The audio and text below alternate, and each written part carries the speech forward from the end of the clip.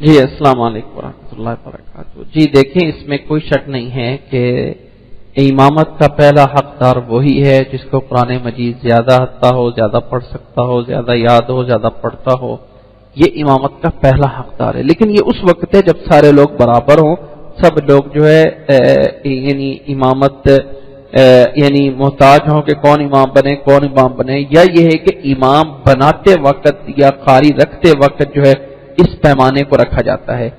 جب ایک امام متعین ہو جائے، ٹھیک ہے، ایک بات کو ذہن میں رکھیں، جب ایک مسجد کا امام قاری متعین ہو جائے تو پیچھے اگر اس سے کوئی 10 گنا بھی عالم بڑا آ کے کھڑا ہو جائے تو پہلا اس مصلی کا حقدار وہی ہے جو وہاں کا امام مقرر ہے۔ نبی صلی اللہ علیہ وسلم کی حدیث ہے، صحیح حدیث ہے کہ جب تم میں سے کوئی انسان کسی قوم کے پاس جائے تو ان کی امامت نہ کروائے یہاں تک کہ وہ امامت کی سے اجازت نہ دیں۔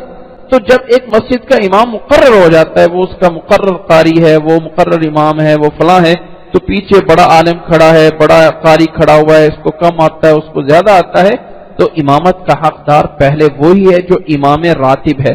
ہاں اگر وہ اجازت دیتا ہے تو اس کی اجازت سے پیچھے جو بھی کوئی مقتدی ہے تو وہ جو ہے وہ نماز پڑھا سکتا ہے۔ یہ ایک اصول ذہن میں رکھ لینا چاہیے۔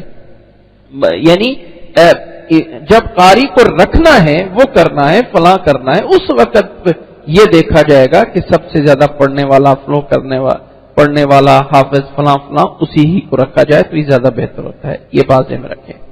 باقی رہا کسی مخصوص ایسی جگہوں پہ کوئی اس طرح ہو رہا ہے کہ وہ وہاں کے قاری صاحب ہیں، وہ دیکھ کے پڑھا رہے ہیں، پیچھے کوئی حافظ کھڑا ہوا ہے، تو واللہ علم کیا مسئلے ہیں۔ بعض دفعہ کوئی ایسی حکمتیں ہوتی ہیں کہ یہاں پہ میں کھڑا ہو کے اس کو جو ہے یہ کہہ دوں جائز ہے، یہ کہہ دوں ناجائز ہے، تو اللہ علم بہتر ہے کہ ان سے جو ہے یہ پوچھا جائے کہ ایسا کیوں ہے، یہ فلاں ہے۔ لیکن جب امام مقرر ہے، چاہے وہ کم حافظ ہے اور پیچھے زیادہ حافظ کھڑا ہوا ہے مقتدی کے، تو پہلا حقدار امامت کا وہی ہے جو کہ امام متعین ہوا ہے۔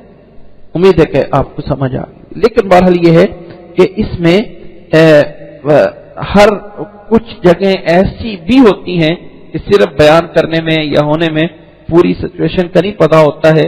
بہتر یہ ہوتا ہے کہ جن لوگوں کے ساتھ ایسے واقعات ہوئے ہوں، فلاں ہوں، تو وہ ذرا ان کو بھی اس بات کے اوپر غور کیا جائے۔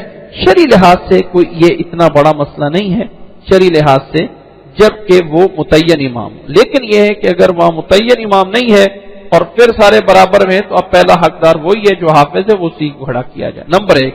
لیکن یہ مسئلہ اس وقت جو ہے بتانا کرنا مشکل ہے کہ جو امام ہے وہ امام مقرر ہے اور پیچھے حافظ کھڑا ہوا ہے، تو اب وہ پیچھے والا زیادہ حقدار ہے یا آگے والا ہے، تو ظاہر ہے کہ یہاں پہ امام مقرر جو ہے وہی زیادہ حقدار بنے گا۔ جزاک اللہ خیر۔